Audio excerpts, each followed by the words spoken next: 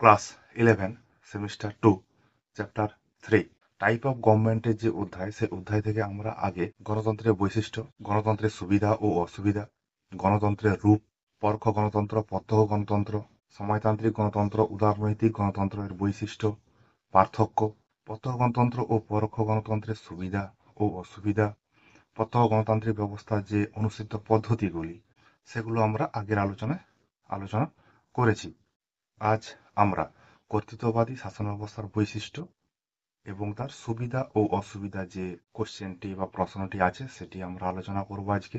এই যে প্রশ্নটা বললাম, এই প্রশ্নটাতে অনেকগুলো তোমার 6 নম্বরের কোশ্চেন হয়। যেহেতু তোমাদের লং টাইপ যে কোশ্চেনগুলো আছে 6 নম্বরের জন্য 6 নম্বর হয়, তাই সেই জন্য এই অধ্যায় থেকে কর্তৃত্ববাদের যে বৈশিষ্ট্য, কর্তৃত্ববাদের সুবিধা ও অসুবিধা 6 নম্বরের করে পড়তে পারে। এগুলি একসঙ্গে আলোচনা করছি, তার কারণ এটাই, কর্তৃত্ববাদের যে বৈশিষ্ট্য সেটা যদি তোমরা ভালোভাবে বুঝতে পারো, তাহলে কর্তৃত্ববাদের যে সুবিধা ও অসুবিধা যেগুলি আছে সেগুলো তোমরা সহজেই বুঝতে পারবে। সেই কারণেই একসঙ্গে প্রশ্নগুলি আলোচিত হলো। ঠিক আছে, চলো তাহলে মূল আলোচনায় আসা যাক। কোশ্চেনটা দেখো, কর্তৃত্ববাদী ব্যবস্থা বলতে কি বোঝো, কর্তৃত্ববাদী শাসন ব্যবস্থার বৈশিষ্ট্য, তার সঙ্গে আছে কর্তৃত্ববাদের সুবিধা এবং অসুবিধাগুলি বর্ণনা করো। তার কর্তৃত্ববাদী শাসন ব্যবস্থা বলতে কি বোঝো, এটাই 2 নম্বরের জন্য পড়ে। তাহলে বৈশিষ্ট্য তাহলে 4 নম্বরের জন্য পড়বে। বা এমনও কোশ্চেন হতে পারে যে কর্তৃত্ববাদী শাসন ব্যবস্থার সুবিধা ও অসুবিধাগুলি লিখো। তাহলে এটা 3, এটা একটা 3, এইভাবে 6, এইভাবে কোশ্চেন হতে পারে। সেই জন্য এই কর্তৃত্ববাদী শাসন ব্যবস্থার উপরে যতগুলা কোশ্চেন হতে পারে এখানে দেওয়া হলো। মূল বিষয় কর্তৃত্ববাদী ব্যবস্থার যে মূল ভাবনা, সেটা আগে বুঝবে, বোঝার পর পড়বে, দেখবে সহজে লাগবে। ঠিক আছে, চলো তাহলে দেখা যাক। প্রথমে আছে কর্তৃত্ববাদী শাসন ব্যবস্থা বলতে কি বোঝো। 2 নম্বরের, কর্তৃত্ববাদ এমন এক মতাদর্শ যেখানে ব্যক্তির স্বাধীনতা, চিন্তা ও কর্মকাণ্ডের পরিবর্তে রাষ্ট্রীয় কর্তৃত্ব বা কর্তৃপক্ষের প্রতি অন্ধ আনুগত্যকে অধিক গুরুত্ব দেওয়া হয়। চরম ক্ষমতার উপর নিরঙ্কুশ আধিপত্য করায়ত্ত করা এবং সেই ক্ষমতাকে রক্ষা করাই হল কর্তৃত্ববাদের মূল কথা। রাষ্ট্রের চূড়ান্ত কর্তৃত্ব ও ক্ষমতা যখন কোনো বিশেষ ব্যক্তি, কয়েকজন ব্যক্তি, এলিট গোষ্ঠী বা কোনো রাজনৈতিক দলের হস্তে কুক্ষিগত থাকে, তখন তাকে বলা হবে কর্তৃত্ববাদ। এই কর্তৃত্ববাদ জিনিসটা কি, কর্তৃত্ববাদ হচ্ছে যেখানে বা যে রাষ্ট্রে ব্যক্তির যে নিজস্ব চিন্তা ভাবনা, ব্যক্তির স্বাধীনতা, ব্যক্তির অধিকারের পরিবর্তে রাষ্ট্রীয় কর্তৃত্ব বা কোনো ব্যক্তি বা গোষ্ঠী বা এলিট শ্রেণী যারা আছে সেই কর্তৃপক্ষের প্রতি অন্ধ আনুগত্য যখন প্রকাশ পাবে, তখনই সেখানে কর্তৃত্ববাদের উদ্ভব হবে। তোমরা উত্তর কোরিয়ার কিং জংকে চেনো, অনেকেই চেনো, সেখানে শাসন ব্যবস্থা দেখলেই তোমরা বুঝতে পারবে। তারপরে কর্তৃত্ববাদের বৈশিষ্ট্যগুলো আছে, দেখো। একের দাগে সীমিত রাজনৈতিক স্বাধীনতা। কর্তৃত্ববাদ নাগরিকদের যে রাজনৈতিক স্বাধীনতা দেওয়া হয় তা হল সীমিত রাজনৈতিক স্বাধীনতা। কর্তৃত্ববাদী ব্যবস্থায় নাগরিকরা দেশের রাজনৈতিক কর্মকাণ্ডে অংশগ্রহণের জন্য বাক স্বাধীনতা, সভা সমাবেশ করার স্বাধীনতা, নির্বাচনে ভোট দেওয়ার স্বাধীনতা প্রভৃতি সবকিছুকেই সীমিত আকারে ভোগ করতে পারে। একটা গণতান্ত্রিক রাষ্ট্রে, উদারনৈতিক গণতান্ত্রিক রাষ্ট্রের কথা বলি, সেখানে কিন্তু ব্যক্তি যারা আছে তারা সমস্ত প্রকার রাজনৈতিক অধিকার, যেমন হচ্ছে তোমার কথা বলার অধিকার, সভা করার অধিকার, নির্বাচনে দাঁড়ানোর অধিকার, নির্বাচিত করার অধিকার, এগুলো ভোগ করতে পারে। কিন্তু এই কর্তৃত্ববাদী শাসন ব্যবস্থায় নাগরিকরা কথা বলার অধিকার, সমাবেশ করার অধিকার, ভোট দেওয়ার অধিকার, এগুলো ভোগ করলেও সেগুলো সীমিত, মানে ব্যাপক আকারে নয়। এটা একটা কর্তৃত্ববাদের বৈশিষ্ট্য। 2 আছে গণতন্ত্র বিরোধী। কখনো কখনো কর্তৃত্বমূলক শাসন ব্যবস্থায় প্রতিযোগিতামূলক নির্বাচন ব্যবস্থা শাসক গোষ্ঠী কর্তৃক গৃহীত হলেও আসলে তা বিরোধী দলগুলির শক্তিকে পরখ করার এবং তাকে দমন করার একটি কৌশল মাত্র। গণতন্ত্রে কি হয়, অবাধ নির্বাচন হয়, যে কোনো দল নির্বাচনে অংশগ্রহণ করতে পারে, সেখানে জনগণের সম্মতি পাবে সেই দলই সরকার গঠন করবে। কিন্তু এইখানে কর্তৃত্ববাদী শাসন ব্যবস্থাটা আছে, সেখানে কোনো রাজনৈতিক দল তো আছে, কিন্তু তাদের শক্তিটা কতটা সেটাকে পরীক্ষা করে দেখার জন্য এখানে নির্বাচনের ব্যবস্থা করা হয়। এটা একমাত্র অন্যান্য যে মতাদর্শ বা অন্যান্য রাজনৈতিক দল আছে সেগুলোকে দমিয়ে রাখার একটা প্রবণতা বা কৌশল লক্ষ্য করা যায় এই তোমার কর্তৃত্ববাদী শাসন ব্যবস্থায়, যেটা সম্পূর্ণরূপে গণতন্ত্রের বিপরীত। 3 আছে আনুগত্য আদায়। কর্তৃত্ববাদী শাসক জনগণের আনুগত্য আদায়ের জন্য বল প্রয়োগ করতে দ্বিধাবোধ করে না। এই ব্যবস্থায় কর্তৃত্ব ও ক্ষমতাকে জনগণের উপর সরাসরি আরোপ করা হয়। সরকারের উদ্দেশ্য যে কোনো উপায়ে জনগণের কাছ থেকে আনুগত্য আদায় করা। গণতন্ত্রে মানুষ স্বাভাবিকভাবেই নিজের ইচ্ছা অনুযায়ী রাজনৈতিক দলগুলোর প্রতি আনুগত্য প্রকাশ করে, কিন্তু এই কর্তৃত্ববাদী শাসন ব্যবস্থায় জোর করে জনগণের আনুগত্য আদায় করা হয়। এই কর্তৃত্ববাদী শাসন ব্যবস্থায় জনগণের যে আনুগত্য আদায় করার জন্য তা কি করে, বলপূর্বক তাদের উপর যে কোনো দায় চাপিয়ে দেওয়া হয়, ক্ষমতা প্রয়োগ করা হয়, হিংসা প্রয়োগ করা হয় এই কর্তৃত্ববাদী শাসন ব্যবস্থায়। 4 আছে নিয়ন্ত্রিত গণমাধ্যম। কর্তৃত্ববাদী গণমাধ্যম বা মিডিয়া সমূহের নিজস্ব কোনো স্বাধীনতা থাকে না, এগুলির উপর বিশেষ নিয়ন্ত্রণ আরোপ করা হয়। বলা যায় গণমাধ্যমগুলি সরকারের কুক্ষিগত থাকে এবং সরকার কর্তৃক এগুলি নিয়ন্ত্রিত হয়। উদারনৈতিক যে গণতান্ত্রিক রাষ্ট্রগুলো আছে সেখানে মিডিয়া বা তোমার গণমাধ্যমকে গণতন্ত্রের একটি স্তম্ভ হিসাবে ধরা হয়, মানে গণতন্ত্র রক্ষা করার জন্য সংবাদ মাধ্যম রয়েছে। কিন্তু এই কর্তৃত্ববাদী শাসন ব্যবস্থায় তোমার এই সংবাদ মাধ্যমের উপর সরকারের একটা কর্তৃত্ব বা নিয়ন্ত্রণ থাকে, যাতে তারা কোনোভাবে সরকারের বিরুদ্ধে কথা বলতে না পারে, বা দেশে যা ঘটছে তা বিদেশে প্রচার করতে না পারে, বা বিদেশের কোনো খবর তার নিজ রাষ্ট্রে আসতে না পারে, সেইগুলোকে বিশেষভাবে নিয়ন্ত্রণ করে বা নিয়ন্ত্রণ করা হয় এই কর্তৃত্ববাদী শাসন ব্যবস্থায়। 5 আছে মন গড়া মতাদর্শ। কর্তৃত্ববাদে শাসক দল জনগণের সামনে একটি মতাদর্শ উপস্থিত করে। ক্ষমতাসীন দল যে মতাদর্শ উপস্থাপন করে তা আসলে একটি মন গড়া মতাদর্শ। এইরূপ রাষ্ট্র ব্যবস্থায় আইনের অনুশাসন থাকে না, কাজেই স্বৈরী শাসন কায়েম করার ক্ষেত্রে কোনো বাধা থাকে না। আমরা অনেক মতাদর্শ পড়েছি, যেমন হচ্ছে মার্ক্সবাদী মতাদর্শ, গণতান্ত্রিক মতাদর্শ, তারপর উদারনৈতিক গণতান্ত্রিক মতাদর্শ, সমাজতান্ত্রিক গণতন্ত্র মতাদর্শ, এগুলো পড়ছি। কিন্তু এই কর্তৃত্ববাদী শাসন ব্যবস্থায় ব্যক্তি বা যে কর্তৃত্ব, যে গোষ্ঠীর দ্বারা পুরো রাষ্ট্র নিয়ন্ত্রিত হচ্ছে, তারা একটা কি করে, নিজেদের মন গড়া একটা মতাদর্শ তৈরি করে ফেলে।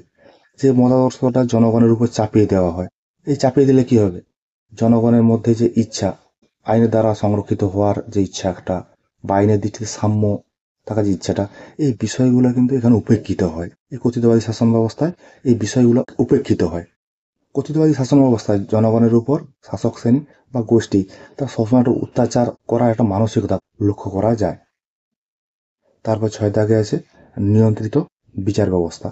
কর্তৃত্ববাদে বিচার বিভাগ তার নিরপেক্ষতা বজায় রাখতে পারে না, কারণ এই ব্যবস্থায় বিচার বিভাগের স্বাধীনতা খর্ব করা হয়।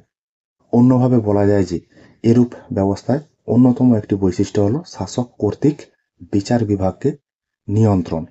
আমাদের ভারতবর্ষের কথাই ধরি, আমাদের ভারতবর্ষে কি হয়, ভারতবর্ষে একটি নিরপেক্ষ স্বাধীন বিচারালয় আছে, যেটা আমরা সুপ্রিম কোর্ট হিসাবে জানি। সেখানে কি হয়, সেখানে ব্যক্তি তার স্বাধীনতা না পেলে, বা শাসন বিভাগ আইন বিভাগ জনগণের স্বাধীনতার উপর হস্তক্ষেপ করলে ব্যক্তি বা জনগণ কি করে, বিচার বিভাগের দ্বারস্থ হতে পারে, যাতে তার স্বাধীনতা অধিকার যেগুলো আছে সেগুলো ফিরে পেতে পারে। কিন্তু এই কর্তৃত্ববাদী শাসন ব্যবস্থা সম্পূর্ণভাবে বিপরীত। এইখানে বিচার বিভাগের কোনো স্বাধীনতাই থাকে না, তার বিচার বিভাগ যে আছে তার স্বাধীনতা খর্ব করা হয়, কমিয়ে দেওয়া হয়। শাসক গোষ্ঠী যারা আছে তারা কি করে, বিচার বিভাগের যে ক্ষমতা কর্তৃত্ব আছে সেটাকে নিয়ন্ত্রণ করে। মানে সর্বোপরি দেখা যাচ্ছে যে গোষ্ঠী বা ব্যক্তি যার দ্বারা রাষ্ট্রটা পরিচালিত হচ্ছে, সে সব কিছুর উপরে নিয়ন্ত্রণ আরোপ করে। সাথে আছে কেন্দ্রীভূত নেতৃত্ব। কর্তৃত্ববাদী শাসন ব্যবস্থাগুলি একজন একক শাসক, অভিজাত গোষ্ঠী বা এলিট শাসক, সামরিক জুন্টা বা প্রভাবশালী রাজনৈতিক দলের দ্বারা পরিচালিত হয়। অর্থাৎ যাবতীয় রাজনৈতিক সিদ্ধান্ত একজন শাসক বা শাসক গোষ্ঠীর হাতে কেন্দ্রীভূত থাকে। গণতন্ত্রে যে জিনিসটা দেখা যায়, গণতন্ত্রে যে ক্ষমতার বিকেন্দ্রীকরণ দেখা যায়, মানে ক্ষমতা একটা জায়গায় কেন্দ্রীভূত না থেকে সাধারণ জনগণের কাছ পর্যন্ত ক্ষমতাটা যাতে আসে, বা সাধারণ জনগণ যতটা ক্ষমতা ভোগ করতে পারে সেই বিষয়ে লক্ষ্য রাখা হয়। কিন্তু এই কর্তৃত্ববাদী শাসন ব্যবস্থাটা সম্পূর্ণ বিপরীত। এখানে যে অভিজাত গোষ্ঠী বা ব্যক্তি বা এলিট শ্রেণী যাদের দ্বারা রাষ্ট্রটা পরিচালিত হচ্ছে, তারাই ক্ষমতাটা, পুরো ক্ষমতাটা তারাই ভোগ করে, ক্ষমতাটা তাদের নিজের হাতে কুক্ষিগত করে রাখে। জনগণরা কোনোভাবে যাতে না ক্ষমতা পায় সেদিকে লক্ষ্য রাখা হয়। এটা একটা কর্তৃত্ববাদের বৈশিষ্ট্য। 8 দাগে আছে সামরিক শাসন। কোনো কোনো দেশে সামরিক বাহিনীর প্রধানের দ্বারা অভ্যুত্থানের মাধ্যমে রাজনৈতিক পরিবর্তন সাধিত হয়। গণতান্ত্রিক সরকারের পতন ঘটিয়ে কায়েম হয় কর্তৃত্বমূলক সামরিক রাজনৈতিক ব্যবস্থা। এরূপ ব্যবস্থায় নির্বাচন অনুষ্ঠিত হয় না, বরং বলা যায় যে নির্বাচনের প্রহসন হয় এবং রাজনৈতিক ক্ষেত্রে অস্থিরতা বিরাজ করে। দেখবে আমাদের পাশের যে প্রতিবেশী রাষ্ট্র পাকিস্তান, বা কয়েকদিন আগে ঘটে গেল বাংলাদেশে, দেখবে যে গণতান্ত্রিক সরকার ছিল, সেই গণতান্ত্রিক সরকারকে হটিয়ে দিয়ে কোনো সামরিক সেনাপ্রধান তারা কিন্তু দেশের পুরা ক্ষমতাটা নিজের হাতে কুক্ষিগত করে নেয়, দিয়ে কি করে কর্তৃত্ববাদী শাসন ব্যবস্থার প্রতিষ্ঠা করে। এখানে কোনো রকম কোনো জনগণের স্বাধীনতা অধিকার থাকে না। এখানে যে নির্বাচনটা হয় সেই নির্বাচনটা একটা হাস্যকর ব্যাপারে পরিণত হয়। রাজনীতির ক্ষেত্রে সবসময় অস্থিরতা দেখা দেয়, জনগণরা কোনোভাবে স্বাধীন হতে পারছে না। এই বিষয়গুলো এই কর্তৃত্ববাদী শাসন ব্যবস্থায় দেখা দেয়। নয় আছে নিয়ন্ত্রণ আরোপ। কর্তৃত্ববাদী অবাধ রাজনৈতিক প্রতিযোগিতা চলে না। কর্তৃত্ববাদী শাসক এক্ষেত্রে বাধা বা নিয়ন্ত্রণ আরোপ করে থাকে। কাজেই নির্বাচনের সময় এই ব্যবস্থায় গণতন্ত্রের মতো রাজনৈতিক দলগুলির মধ্যে অবাধ প্রতিযোগিতা চলে না। গণতান্ত্রিক শাসন ব্যবস্থায় দেখা যায় যতগুলি রাজনৈতিক দল আছে, সে ভাষা, বর্ণ, ধর্মকে ভিত্তি করে যে রাজনৈতিক দলগুলো গড়ে ওঠে, তাদের মধ্যে একটা রাজনৈতিক প্রতিযোগিতা দেখা দেয়। মানে কোন দল নির্বাচনে অংশগ্রহণ করবে এবং কিভাবে তারা সরকার গঠন করতে পারবে, তার একটা প্রতিযোগিতা চলে। কিন্তু এই কর্তৃত্ববাদী শাসন ব্যবস্থায় এরকম কোনো প্রতিযোগিতা দেখা যায় না। যেসব রাজনৈতিক দলগুলো থাকে তাদের উপর বাধা নিষেধ আরোপ করা হয়, তাদেরকে নিয়ন্ত্রণ করা হয়। এইভাবে তার কর্তৃত্ববাদী শাসন ব্যবস্থাটাকে বলপূর্বক শাসন কায়েম করে রাখা হয়। আচ্ছা, এই যে কর্তৃত্ববাদী শাসন ব্যবস্থার যে বৈশিষ্ট্যগুলো আমরা জানলাম, 9টা বৈশিষ্ট্য রয়েছে এখানে।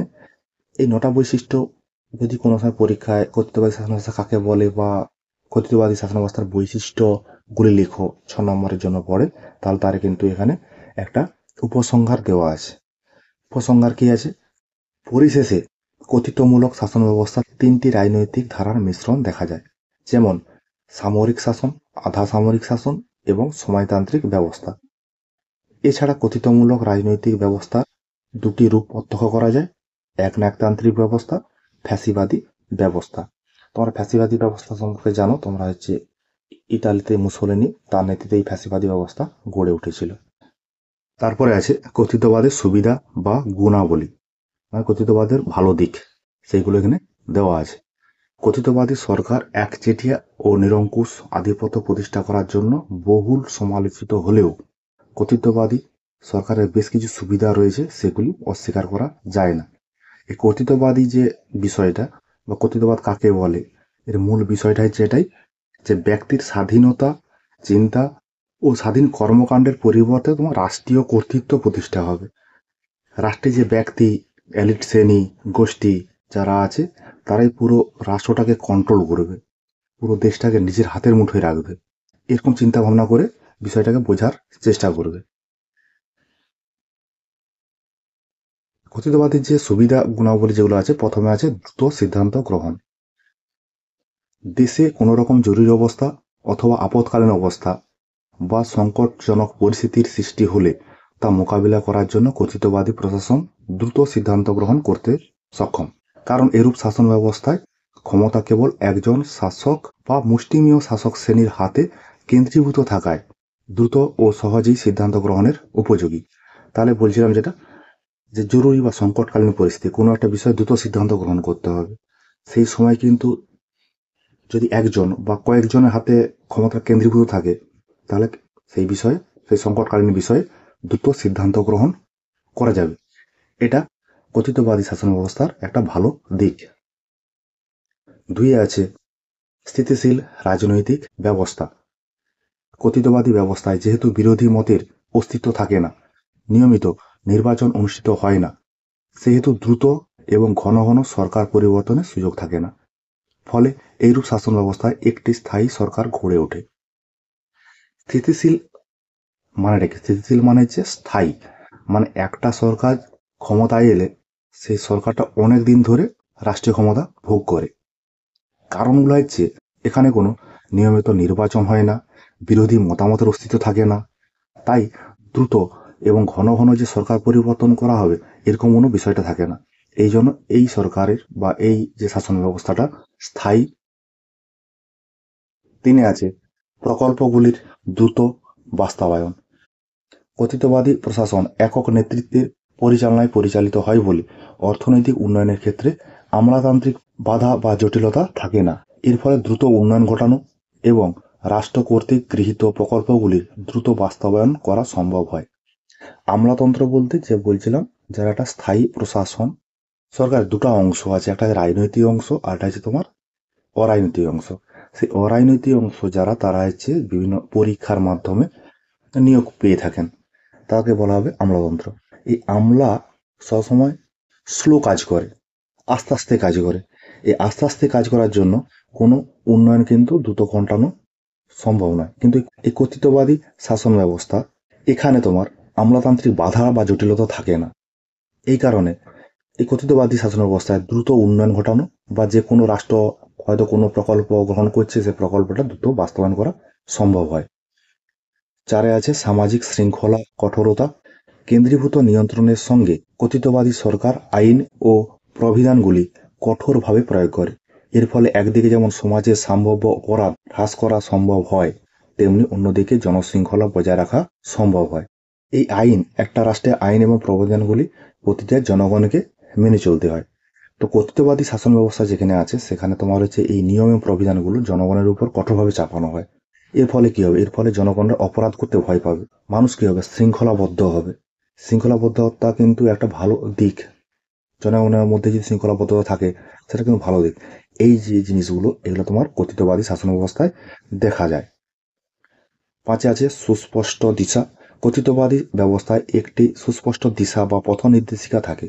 এর ফলে বিরোধী দল ও জনমতের বাধা ছাড়াই সহজে উন্নয়নমূলক কাজকর্ম রূপায়ণ এবং সামাজিক ও আন্তর্জাতিক নীতি বাস্তবায়ন করতে পারে। এছাড়াও তারা ধারাবাহিক দৃষ্টিভঙ্গি এবং নীতির কর্মসূচি অনুসরণ করতে পারে। এই যে কর্তৃত্ববাদী শাসন ব্যবস্থা, এখানে কিন্তু কোনো রকম বিরোধী দল বা জনমতের সমস্যা থাকে না। এখানে বিরোধী দল থাকলে কি হবে? সরকার সবসময় সমালোচনা করবে, কিন্তু সমালোচনার কোনো জায়গা নেই। যদি কর্তৃত্ববাদী শাসন ব্যবস্থায় যদি শাসক ভালো হন, যদিও ভালো হয় না, তখন কি হবে? রাষ্ট্রের মধ্যে উন্নয়নমূলক কাজ, জাতীয় ও আন্তর্জাতিক যে নীতি সমূহ সেগুলো বাস্তবায়ন করতে পারবে দ্রুতভাবে এবং নিজের ইচ্ছা মতো হবে। তার জন্য তাদের একটা নির্দিষ্ট দৃষ্টিভঙ্গি থাকবে। এইভাবে তোমার কর্তৃত্ববাদী শাসন ব্যবস্থাটা প্রতিষ্ঠিত হয় বা একটা ভালো দিক প্রকাশ করে। 6 আছে দুর্নীতি হ্রাস। কর্তৃত্ববাদী শাসন ব্যবস্থায় কঠোর দুর্নীতি বিরোধী আইন ও ব্যবস্থা প্রয়োগের মাধ্যমে আমলাতান্ত্রিক দুর্নীতি হ্রাস করা সম্ভব হয়। একটু আগে বললাম আমলার কথাটা, আমলাতান্ত্রিক যে ব্যবস্থা তার কথা বললাম। এই কর্তৃত্ববাদী শাসন ব্যবস্থায় যে নীতিগুলো বা যে আইনগুলো, এগুলো কিন্তু কঠোর। যদি কোনো সময় কোনো ব্যক্তি অপরাধ করে, তাকে কিন্তু মৃত্যুদণ্ড দেওয়াতে তারা দ্বিধাবোধ করে না। এইভাবে এই ভয় দেখিয়ে এই কর্তৃত্ববাদী শাসন ব্যবস্থা দুর্নীতি যে বিষয়টাকে, সেটাকে হ্রাস করার চেষ্টা চালায়। 7 আছে জাতীয় নিরাপত্তা বিধান। কর্তৃত্ববাদী শাসন ব্যবস্থায় বিরোধী মতামত সরকারের অন্যান্য শাখার অনুমোদন ছাড়াই আভ্যন্তরীণ এবং বাহ্যিক উভয় নিরাপত্তাজনিত হুমকি মোকাবিলায় দ্রুত পদক্ষেপ গ্রহণ করতে সক্ষম হয়।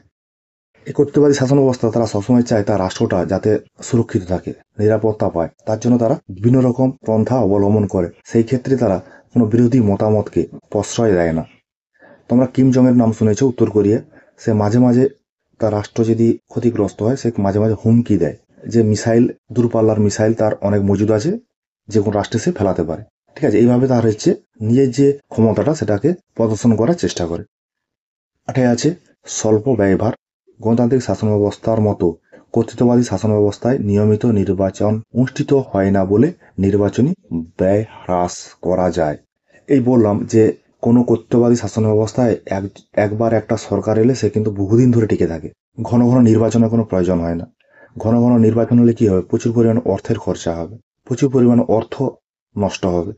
এই যে সমস্যা, এই সমস্যাটা থেকে এই কর্তৃত্ববাদী শাসন ব্যবস্থাটা সবসময় মুক্ত থাকে। এখানে একবার সরকার ক্ষমতায় এলে দীর্ঘদিন যাবৎ সে তার কর্তৃত্ব কায়েম রাখে। এই জন্য এই যে শাসন ব্যবস্থাটা অনেকটা নির্বাচনী ব্যয়ভার থেকে মুক্ত। এইগুলো তো গেল তোমার হচ্ছে কর্তৃত্ববাদী শাসন ব্যবস্থার সুবিধা যেগুলো। এবার আছে কর্তৃত্ববাদী শাসন ব্যবস্থার অসুবিধা বা ত্রুটি।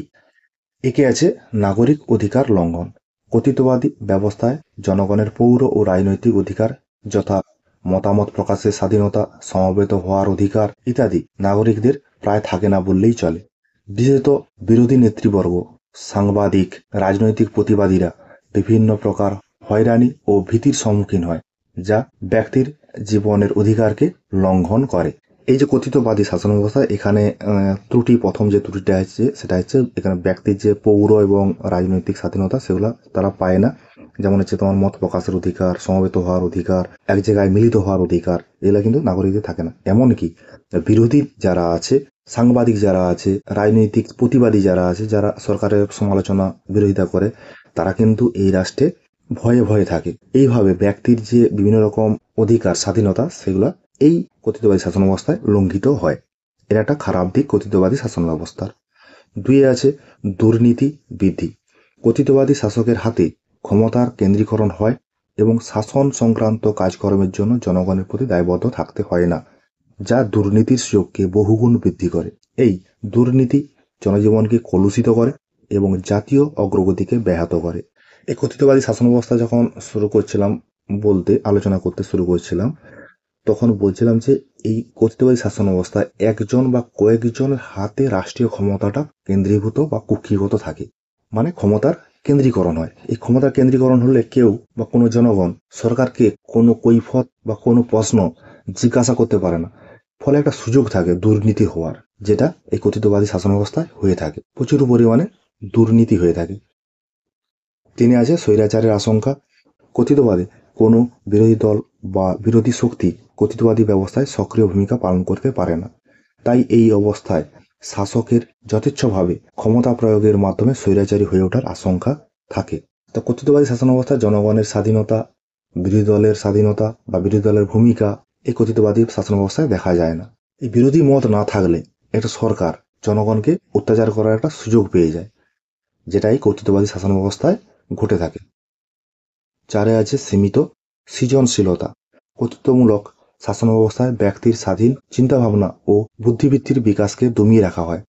ফলে নাগরিকদের মধ্যে নতুন নতুন উদ্ভাবনীমূলক চিন্তা প্রকাশের ও সৃজনশীলতার বিকাশ ঘটে না। এরূপ পরিস্থিতি বৈজ্ঞানিক, প্রাযুক্তিক অগ্রগতি এবং সাংস্কৃতিক বিকাশকেও বাধাগ্রস্ত করে। এই কথিতবাদী শাসন ব্যবস্থায় যেহেতু ব্যক্তির স্বাধীনতা, বিরোধী দলের মতামত ইত্যাদি না থাকার জন্য, মানে ব্যক্তি যে নিজেকে নিয়ে চিন্তা ভাবনা করবে বা তার যে বুদ্ধির বিকাশ হবে, এই কথিতবাদী শাসন ব্যবস্থায় হয় না। কারণ সবসময় মানুষের যে ইচ্ছা শক্তিটাকে, সেটাকে এই সরকার বা এই কথিতবাদী শাসন ব্যবস্থা দমিয়ে রাখার চেষ্টা করে। ফলে কেউ দমিয়ে রাখলে কেউ তার নিজের যে সৃজনশীলতার একটা বহিঃপ্রকাশ, সেটা কিন্তু ঘটবে না। না ঘটলে, এই সৃজনশীলতার বিকাশ না ঘটলে একটা রাষ্ট্র কিন্তু উন্নতির শিখরে পৌঁছাতে পারবে না বা বাধা পাবে। পাঁচে আছে সামাজিক অসন্তোষের সৃষ্টি। কথিতবাদে যেভাবে বিভিন্ন মতকে দমন করা হয় এবং শাসকের মতকে বলপূর্বক চাপিয়ে দেওয়া হয়, তার ফলে জনগণের মনে অসন্তোষ ও ক্ষোভের সঞ্চার হয়, যা সামাজিক অস্থিরতা, প্রতিবাদ, এমনকি বিপ্লবের পথ প্রশস্ত হয়। এই অস্থিতিশীলতা অর্থনৈতিক উন্নয়ন ও সামাজিক সংহতিকে ব্যাহত করতে পারে। কথিতবাদী শাসন ব্যবস্থায় বিভিন্ন যে বিরোধী মত, সেগুলোকে দমিয়ে রাখা হয় এবং শাসক কি করে, সেগুলোকে দমানোর জন্য, বিরোধী মতকে দমানোর জন্য বলপূর্বক ক্ষমতা প্রয়োগ করে। এর ফলে কি হবে, জনগণের মধ্যে একটা চাপা অসন্তোষ, বিক্ষোভ সৃষ্টি হবে। চাপা বিক্ষোভ এবং অসন্তোষের সৃষ্টি হলে কি হবে, সমাজে গুমড়ে গুমড়ে আস্তে আস্তে অস্থিরতা, প্রতিবাদ ছোট ছোট করে দেখা যাবে, যা একসময় বিরাট বিপ্লবের আকার ধারণ করতে পারে, যেটা হচ্ছে ওই রাষ্ট্রের অর্থনৈতিক উন্নয়ন এবং সামাজিক যে ঐক্য আছে সেটাকে ধ্বংস করে দেবে। 6 আছে বৈধতাহীন গণতন্ত্র। কথিতবাদী শাসন ব্যবস্থায় কর্তৃপক্ষের ক্ষমতা সর্বদা অবৈধ। তাই তারা প্রতিনিধিত্বমূলক প্রশাসন ও জনসার্বভৌমিকতার নীতিগুলিকে ক্ষুণ্ণ করে। এই শাসন ব্যবস্থায় স্বচ্ছতা এবং জবাবদিহিতার অভাব থাকায় কর্তৃত্ববাদ এমন নীতি প্রণয়ন করে যা জনকল্যাণ অপেক্ষা শাসন টিকিয়ে রাখার অগ্রাধিকারকে প্রদান করে। এখানে তোমার হচ্ছে বিরোধী রাজনৈতিক দল, তাদের কোনো অস্তিত্ব থাকে না। জনগণের দ্বারা নির্বাচিত সরকার থাকে না। জনগণের দ্বারা নির্বাচিত সরকার না থাকলে কি হবে, জনগণের কাছে জবাবদিহি করার জন্য কোনো ব্যবস্থা থাকবে না। এই শাসন ব্যবস্থায় এমন একটা সিস্টেম তৈরি করা হয়, যেটা হচ্ছে শাসন ব্যবস্থাটা কিভাবে টিকে থাকে তার উপরেই মূল জোর দেওয়া হয়, যেটা তোমার কথিতবাদী শাসন ব্যবস্থার একটা খারাপ দিক বলে বিবেচিত হয়। সাথে আছে সামাজিক ও সাংস্কৃতিক সংঘার। কথিতবাদী শাসন প্রায়ই সাংস্কৃতিক অভিব্যক্তি, ধর্মীয় অনুশীলন এবং ব্যক্তিগত জীবনধারার উপর কঠোর নিয়ন্ত্রণ আরোপ করে। এই শাসন ব্যবস্থায় শৈল্পিক অভিব্যক্তি ও সাংস্কৃতিক বৈচিত্র্যকে দমন করে সাংস্কৃতিক সমসত্বকরণ এর উপর জোর দেয়। একটা রাষ্ট্রে যে একই প্রকার সাংস্কৃতিক একই প্রকার কৃষ্টি, একই প্রকার ভাষা এটা থাকবে এরকম কোনো কিন্তু মানে নেই। একটা রাষ্ট্রে অনেক ভাষা, অনেক ধর্ম, অনেক কৃষ্টি, সংস্কৃতিগুলো থাকতে পারে। সেইগুলোকেও কঠোরভাবে নিয়ন্ত্রণ করা হয় কর্তৃত্ববাদী শাসন ব্যবস্থায়। কর্তৃত্ববাদী শাসন ব্যবস্থায় এগুলোকে কঠোরভাবে নিয়ন্ত্রণ করার মাধ্যমে শাসক শ্রেণী তারা চায় সবসময় যে পুরো রাষ্ট্রটা যেন একই রকম সাংস্কৃতিক, একই রকম ভাষা, একই রকম ধর্মে পরিণত হোক, যেটা কিন্তু সম্ভব নয়। যেটা ক্ষোভের সঞ্চার করে, মানুষের মধ্যে বিক্ষোভের সঞ্চার করে, যেটা কর্তৃত্ববাদী শাসন ব্যবস্থার একটা খারাপ দিক। এইগুলো তোমার গেল কর্তৃত্ববাদী শাসন ব্যবস্থার অসুবিধা। এই কর্তৃত্ববাদী শাসন ব্যবস্থা 7টা পয়েন্ট আছে। যদি 6 নম্বরের জন্য পড়ে 7টা পয়েন্ট দিতে পারো। যদি কর্তৃত্ববাদী শাসন ব্যবস্থা কাকে বলে তার সঙ্গে কর্তৃত্ববাদী শাসন ব্যবস্থার অসুবিধা পড়ে, তাহলে তোমরা এখানে কর্তৃত্ববাদী শাসন ব্যবস্থার যে অসুবিধা আছে সেখানে 4টা থেকে 5টা দিলেও কোনো অসুবিধা নেই। তবে সব পয়েন্টগুলোই প্রায় একই রকম, পয়েন্টগুলোকে একটু মাথায় রাখবে, তাহলেই বুঝতে পারবে, জিনিসটা লিখতে পারবে। ঠিক আছে, তারপরে দেখো, পরিশেষে বলা যায় আধুনিক গণতান্ত্রিক বিশ্বে কর্তৃত্ববাদ কখনোই সুশাসন দিতে পারে না। গণতান্ত্রিক মূল্যবোধ, বহুত্ববাদ ও ব্যক্তি স্বাধীনতাকে কর্তৃত্ববাদ যেভাবে ক্ষুণ্ণ করে তা সভ্যতার অগ্রগতির পথে এক অন্তরায় ছাড়া আর কিছুই নয়। তাহলে গণতান্ত্রিক মূল্যবোধ, বহুত্ববাদ বলতে বিভিন্ন রকম মতবাদ, একটা রাষ্ট্রে বললাম সংস্কৃতি, বিভিন্ন রকম সংস্কৃতি, ভাষা, ধর্ম, বিভিন্ন মতামত, এইটা কিন্তু কঠোরভাবে নিয়ন্ত্রণ করা হয়, ব্যক্তি স্বাধীনতাকে ক্ষুণ্ণ করা হয়। এটা সভ্যতার অগ্রগতির পথে একটা অন্তরা হিসাবে দাঁড়িয়েছে এই কর্তৃত্ববাদ। ঠিক আছে, এইখানে তোমার তাহলে কর্তৃত্ববাদের এই যে আলোচনাটা, এই আলোচনাটা তাহলে কর্তৃত্ববাদী ব্যবস্থা বলতে কি বোঝো, এই কর্তৃত্ববাদী শাসন ব্যবস্থার বৈশিষ্ট্য, কর্তৃত্ববাদী শাসন ব্যবস্থার সুবিধা অসুবিধাগুলি বর্ণনা করা হয়েছে। এখানে তোমার হচ্ছে দেখবে 6 নম্বর 4 নম্বরের জন্য পড়ে যাবে। বেশি কোশ্চেন পড়তে হবে তার মানে এই নয় যে অনেক পড়তে হবে। ঠিক আছে, তোমাদের জন্য আমার এই কিঞ্চিত প্রয়াস।